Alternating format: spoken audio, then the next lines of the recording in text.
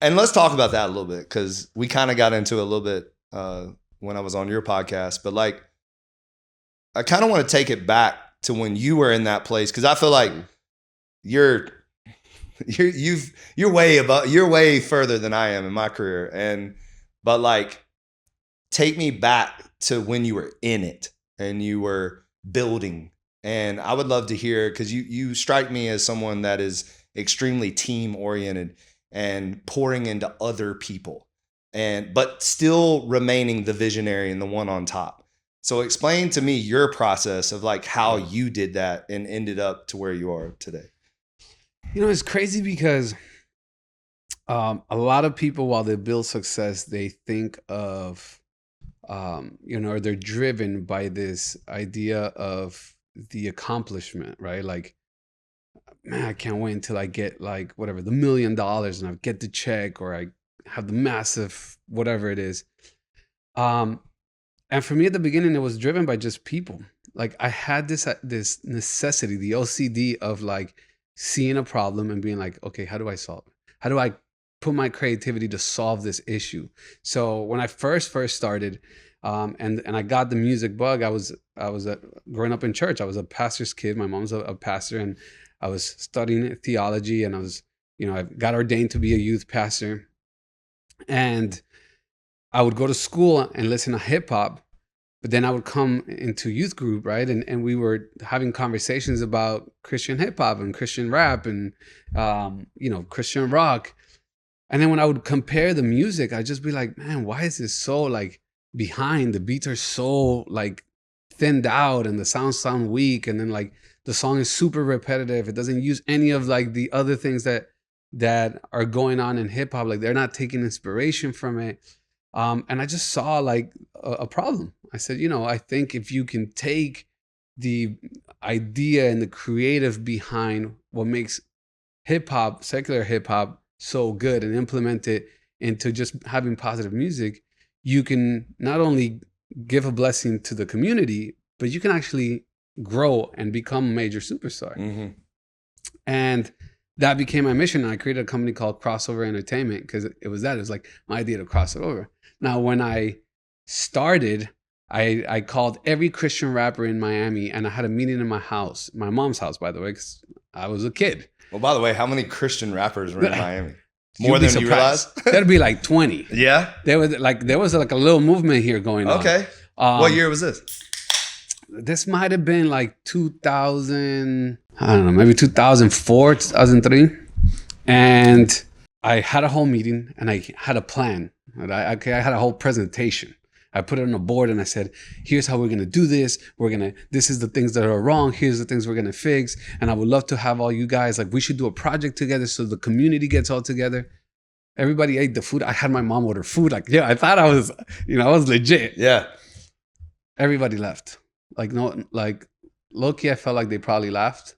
But two guys, this guy named Prophecy and this guy named Bless stayed. And they're like, that sounds interesting. Like, what do you have in mind? And I was like, well, we got to figure out a studio. I love the names that stayed, though. Oh, yeah, right? You know Prophecy and Bless. Like, now that no, it's crazy. And I told him, I said, look, we should get this going. And Prophecy said, well, look, I have an extra room in my apartment. I said, great. So I went and I like had Fruity Loops and I downloaded this other program. And we went to Home Depot and we built with wood our own little booth as ghetto as ghetto can be. It. And I just downloaded from LimeWire like all the hottest beats at that time. And I just started writing the rhymes with him, right? And so we did this whole little mixtape and we sold it at churches and all this stuff. And then like the momentum we got was like real. And we got called from this Christian label. And they left and signed with the Christian label and like left me hanging. Oh my God. It's funny because I saw Prophecy maybe 6 months ago when I started the podcast because I did this kind of artist invitational, and he came in and he was like, "Man, I'm so sorry. Like, you were totally right and everything." And I interviewed Lecrae in the podcast, and I was telling Lecrae, I'm like, I remember being on the phone with you guys and saying, "Hey, like I have this idea," and you and the Truth telling me like, we can't work with secular producers, so we can't work with you. And I was like, it's crazy to see the growth and the development, Right. of what happened. But that's really what drove my passion across the board there. And then that became like, oh, there's no producer managers. Let me start managing producers and kind of create that going. And then even when I came to Miami and I saw Latin music, I didn't see a company that embodied the culture. Like, and I knew that if Latin music would grow again, corporate America, like they always do, anything that's hot culturally, they want to attach themselves to, right? But there was no rock nation of Latin, and all the companies that were in Latin music were just really focused on, give me my money, let me get my money. Nobody had this idea of like, let's do things just for the sake of building the brand value of Latin music. So I created Neon 16. So it's always been driven by like these, I see an issue or I see a problem and I get the OCD to solve it. And then I get a clear vision. Like I get this tunnel vision where I just see it. I see the chess pieces. And that's really been the key, or one of the keys to my success, is just really, when I see the vision, I see it clearly because I see the problem. I see the chess pieces moving in my head. And then the outcome of it, because it was never driven by it, until recently, I just never actually enjoyed the outcome because it was just never the reason why I did it. So like I would get the award or get the money and stuff. And yeah, I would live it and it felt good, but it wasn't something that I like sat and appreciated. I didn't even celebrate it. Right? Like my first awards, everything. I was like, cool, yeah, like you know, it's like I was more worried. I was more like passionate about seeing the artist reach his dream or seeing the problem being solved and being like, wow, we solved the issue. Not because Neon did this, all of a sudden all the artists started following and the aesthetic, and people started looking at American culture and saying, and other companies copied kind of our idea of it, which is great, and started replicating the brand concept idea into the way they were building their company. So yeah, that's kind of been the driving force behind it. But it's all back to that OCD of like, I got to solve it. But when it's your vision, because that's something that I have to deal with now, is like, you know, it's our vision, right? It's in our head. And when you have people that have to carry the vision, because you can't do it by yourself, right? And you've mentioned that like your partners have been very vital to your growth. So what was your process in terms of putting them in the right position to carry your vision and getting them to buy into what was clearly yours? You know what I mean?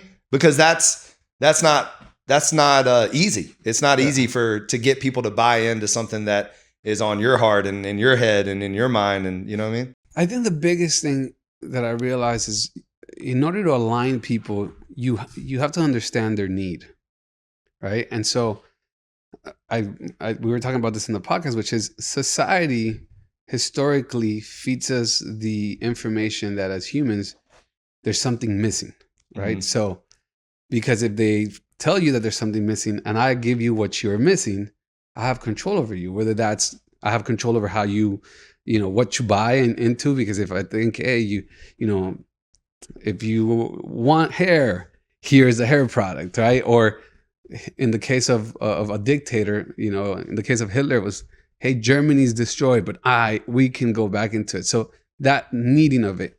And it's an interesting way of looking at leadership, but it's how you look at leadership, right? So whenever I entered, whether it's been my business or in this case where I've worked at, you know, Rock or Universal, when I've entered a company and I've seen like, okay, I'll give you an example, Universal Canada. They were a company that were essentially a marketing hub that supported the 5 American labels signed in Universal: Republic, Island, Interscope, etc. So they would market American product in Canada, and they would sign some Canadian things, but for the most part, their bottom line was covered by that. But what started to happen when I got there is the Canadian music started to blow up, right? You had Shawn Mendes, Alessia Cara, you had The Weeknd, you had all these Canadian artists that were from the area where the office was. And then the pressure started coming. It's like, why is us as Canadians, we can't even sign our own artists? They all go to the US. And when I walked into the building and I was given the responsibility to turn this company around, I realized that the main thing is they don't understand how to win, because the team and the morale of the team was always based on just like, you're safe, buddy. You're making money no matter what. Do your job halfway. So when I started to walk in and let go of people to try to change, at first I was the most hated person. The HR, the person in charge of HR would always come into my office and say, how's the most hated person in this office doing today? Really? Because it was a company where most people had been there 15, 20 years. Okay. Right? They were comfortable. They were comfortable. Yep. They were older. And here comes an American. Imagine that to a Canadian. Like the stigma's there. Yeah. An American 30-year-old to tell them how to do things. Yeah. And I am the kind of person that's like, oh no, we're changing. Like, I'm not like a soft, like no. I'm like, you don't sugarcoat. I don't sugarcoat it. I'm super black and white with that. So in coming in, at first, it was turmoil. It was people like, and then they started to realize as we started to win, as we started to sign artists, as I started to do deals with Timbaland and other things and change the way that the office dynamic worked, the morale was people wanted to win. They wanted to feel proud about their job. Nobody entered the music industry to sit in an office doing nothing. Right. You entered because you wanted to be like, oh, I met Manning where he was nobody and like he's a world superstar and I was a part of that. That's the feeling. So I understood if I can get that feeling out of people, they will get behind the vision and everybody will give their best job. So I made that the main goal. I changed the way we communicated as a group and said, everybody here now has a role in getting us here. I can't do this alone, but in order to get here, I need to understand what your strength is and what your weakness is. And I need you just to focus on your strength. Mm-hmm. Like, don't try to overcompensate for your weakness. And in doing that, I started to say, okay, here's the best people in marketing. There was people the person that was leading marketing, I moved them to publicity because they were not actually good at marketing. Right.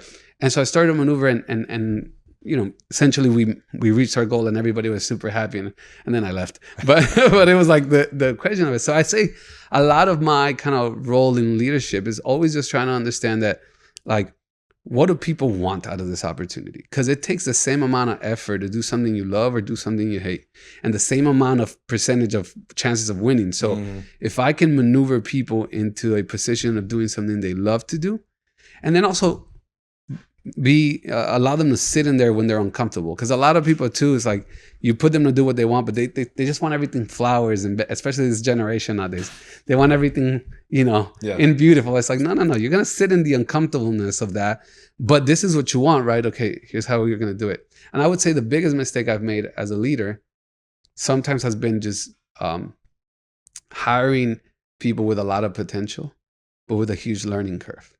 Okay. And no, you could do that and bet on one person, but when it's a large part of your organization, it starts creating a high level of wasting money, a high level of time, and you end up having to do everyone's job because you're mentoring. Right. You're like micromanaging. Yeah, you're micromanaging, right? So, but yeah, I would say those two things were kind of pivotal in my leadership and getting a team to rile up behind. And then people like to do cool stuff. People want to follow someone who's pushing themselves and who's leading by example. And so I'll be the same guy that's like sitting in the nice office, but I'll also be the guy painting the wall. Like in our office that you went to when we were like putting it, I was there painting. I was like hammering things and putting it because I genuinely enjoy it. But for people, it was like, what the heck? Yeah. Why is Lex with this? Yeah. But there's something about that. Like when people see you doing what you're asking them to do, like if they see you and you're willing to do the same thing that you're asking them of, what are they going to say? Like, so I like that a lot. So when Neon 16 came to life, where did Neon 16 come from? So I was working with Tiny, who, had asked me if I could help with his career. And we were thinking, at the time I was working at Rock. So I was at Rock Nation. And we were thinking about starting a company. This is after Canada? This is after Canada. Okay. So after Canada, I come to Miami. My health gives in and I come here to kind of recover. I was not planning to get back into music, but I was dating a girl and she was a Latin songwriter. And even though I told her to not talk to me about music, she did the complete opposite and said, oh, but look at this song, but hear this record. And I was like, oh God. But one day she wrote a record I liked and I said, okay, I'm going to do one thing for you. I know a friend of mine who works at Sony, Latin. I'm going to go see him. I'll play your music. if he likes it, good. I'll connect you guys. You guys can do it. Please, after that, just, like respect my decision. Yeah, leave me alone. I don't want to be in music. Well, when I went there, I played the music for this A&R. The A&R literally told me, it's good, but she's a female writer, and we don't really think female writers get it. That's wild. I said, excuse me? He said, yeah. Like, okay. So I left the meeting. I called her on the phone. I said, the best thing just happened. The guy said that girls can't write, and now I have a mission to prove him wrong. So you got yourself a manager. Oh, I love it. And I was like, okay. And does that fuel you? Like those moments? 100%. Like as soon as you hear 100%. Some ridiculous comment, because that is an absurd comment to make. Like it's absurd. 100%. You want to fuel me, tell me something can be done. Yeah. And that's how I am too. That's please tell me something. Just please. Yeah. You tell me like, oh, somebody did it. Okay, cool, bro. I don't care. I don't feel the dead. Yeah. Tell me something can be done. And it's like, woof, the full drive goes on. And the full drive went on, and I started to problem solve. I started to see the chess pieces, and I started to, figure out how I was going to get the biggest songwriters in Latin to want to work with a brand new writer. And I quickly realized that Sony was not going to help. The Latin managers were not going to help because there was just a stigma. It is what it is, And the truth is, songwriter producers at that time were not being respected the way they're respected today. And I think we had a huge part in changing that. But I knew that any Latin writer would want to work with American producers because everybody wants to work with American artists. So I called Danger Hands and I told Danger, I said, hey, man, I know you had a studio in Hollywood. Would you be interested in doing a Latin camp? And he's like, what do you have in mind? I said, bro, Latin music is super hot. You could be the first hip hop producer to get into it. He's like, oh, okay. I did it. And then I called all the publishers and I said, hey, I got this. I got Danger Hands. Can you send me boom, boom, boom? Like I went down the list of all the top ones that this girl was obsessing with. Yeah. And I ended up getting all of them. And Sony got super pissed and all this thing because they had this Sony Secret Sessions things. But long story short, she ended up going on to write massive hits. Like she wrote the breakout hit for Caliucci, Telepatia, and she wrote a bunch of other records. And through that process, all of a sudden, I was in Latin music. Rock Nation at the time asked me to come be the EVP and help run the music company. And then Romeo Santos leaves Rock Nation and I'm stuck with Rock Nation Latin. And they were like, you're Latin, here you go. And I was like, But in that process, I ended up meeting Tiny. And when I met Tiny and I went to Puerto Rico with him, I started to see what was happening. Then I had a call with Balvin and I saw that Balvin had the understanding of culture. He understood actually, we went to your gym the first time together, me and Balvin. But he understood the way that we as American consumers consume music and why we consume it and why we follow hip hop. And I was like, if this guy gets it this way and he continues to grow, all it's going to take is someone with more urban credibility, because he was a little pop leaning, to come behind and this thing is a game over. And that just clicked. And so I was in Tokyo with Tiny and I said, I think I'm going to leave my job and we should start a company. And I always like to do things with numbers because it poses the question, why a number? So my company before that was called 1916. Okay. Because September 1st, 1916 is the year Rockefeller became the world's first billionaire. But I made hats and everybody in LA was wearing hats. And there's this funny picture of Justin Bieber with Scooter wearing a hat of my management company, not knowing what it was, right? But it was the concept. Yeah. So 16 is the year both he and I started in the music business. We started when we were 16 years old. And then Neon was because of Tokyo, the neon signs in Tokyo. So we put Neon 16 together and that's where that. And did you come up with that in Tokyo? Yeah, in Tokyo. I love it.